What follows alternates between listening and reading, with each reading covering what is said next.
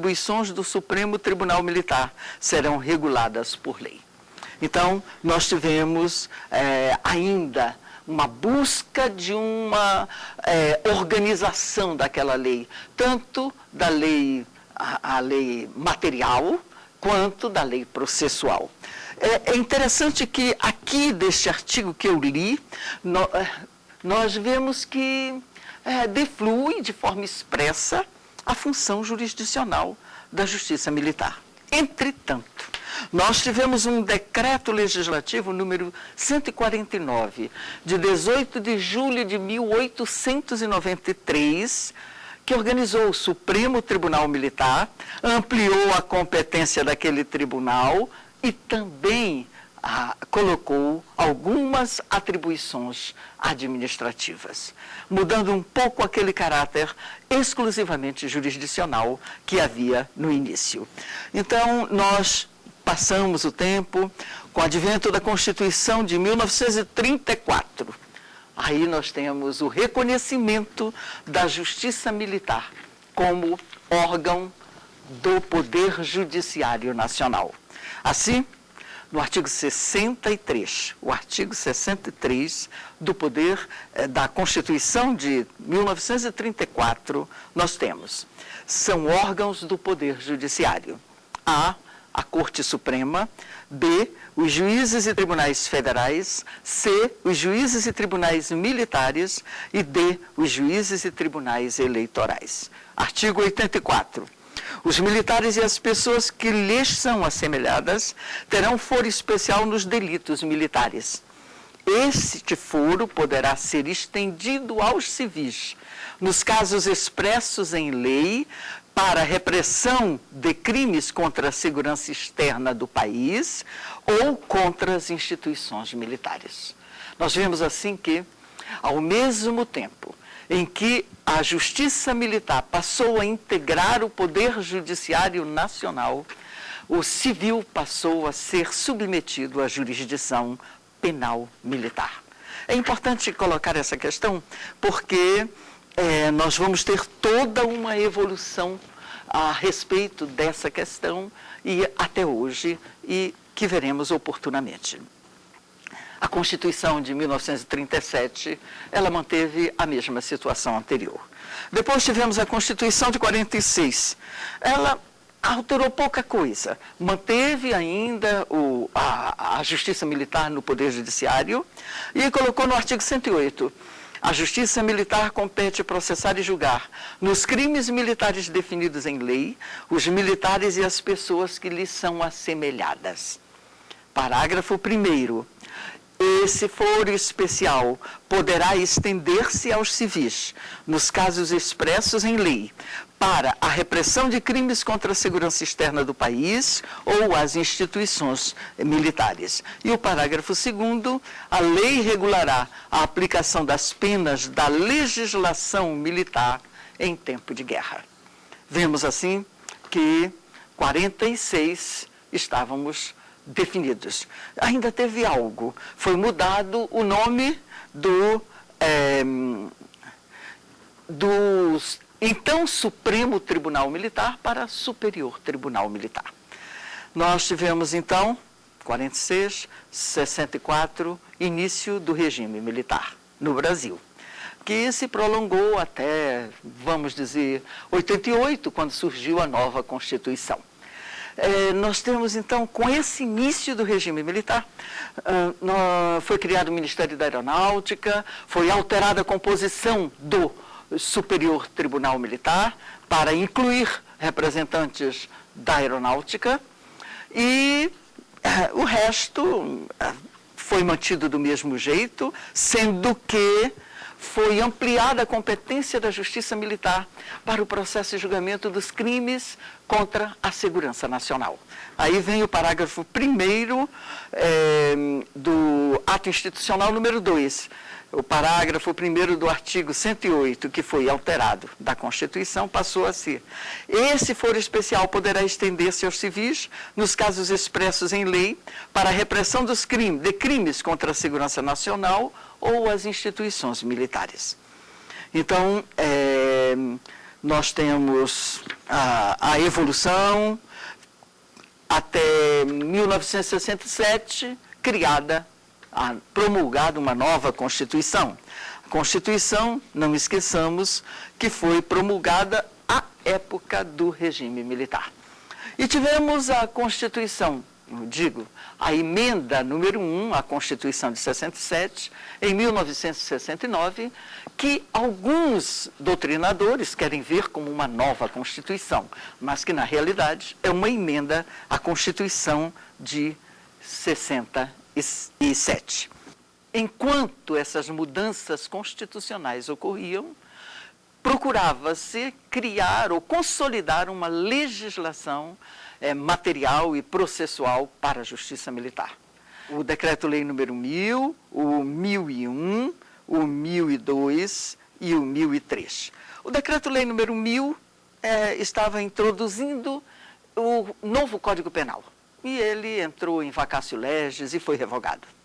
O Decreto-Lei número 1001 instituía o Código Penal Militar, que até hoje está em vigor.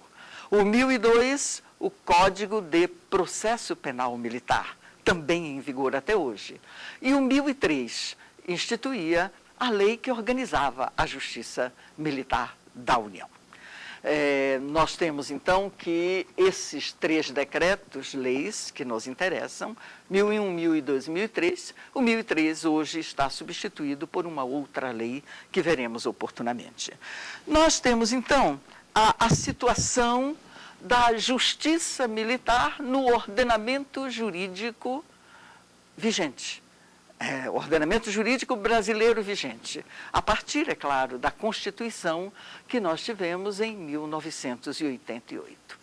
Essa Constituição mudou alguns aspectos da justiça militar. Em primeiro lugar, retirou dela a competência para processar e julgar os crimes contra a segurança nacional e passou essa competência para a Justiça Federal Comum.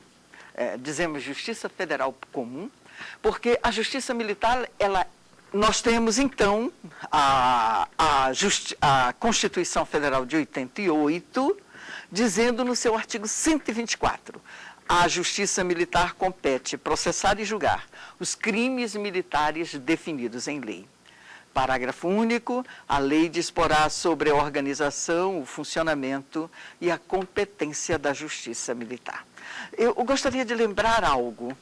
Nessa época, em termos da nossa Constituição de 88, nós tivemos um movimento muito grande no Brasil no sentido da extinção da Justiça Militar. Talvez porque naquele período de regime militar, a Justiça Militar ficou ficou com a competência de processar e julgar os crimes contra a segurança nacional.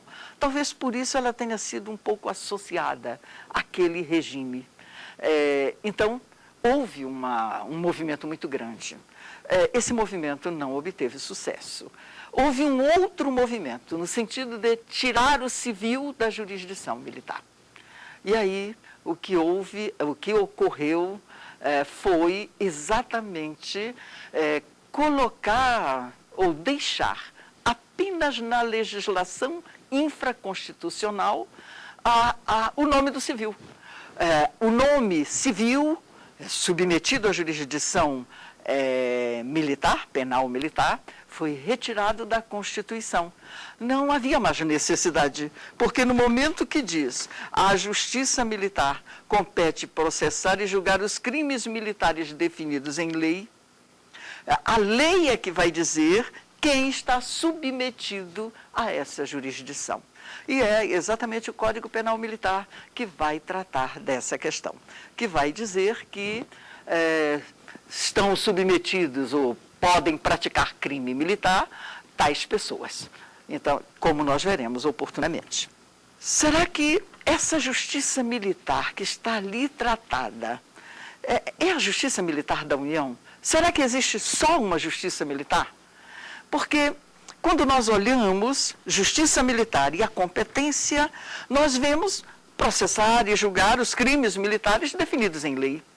E essa indagação, ela somente pode ser respondida através de uma interpretação sistemática da própria Constituição.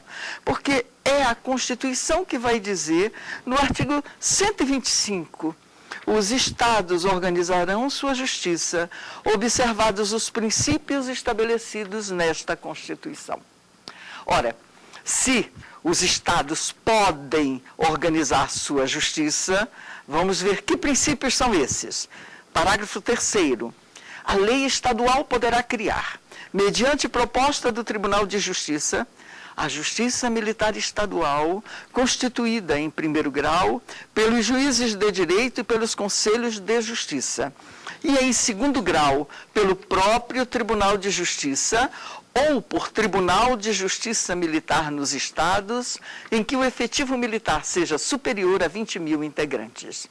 Nós temos aqui, este artigo já está com uma pequena alteração que foi introduzida pela Emenda Constitucional número 45 de 2004, que integra uma grande reforma do Poder Judiciário. Nós temos ainda, em decorrência dessa alteração, o seguinte preceito hoje na nossa Constituição. Parágrafo 4º, compete à Justiça Militar Estadual processar e julgar os militares dos estados nos crimes militares definidos em lei. Até aí era a competência normal da Justiça Militar dos estados. Acrescentando, ou sendo ampliada essa competência pela emenda que já referi. Diz assim, e as ações judiciais contra atos disciplinares militares, ressalvada a competência do júri quando a vítima for civil, cabendo ao tribunal competente decidir sobre a perda de posto e da patente dos oficiais e da graduação das praças.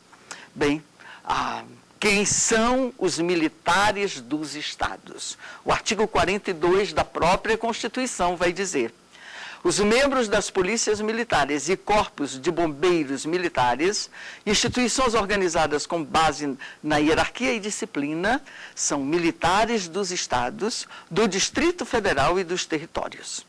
Bem, nós temos então facilmente uma separação.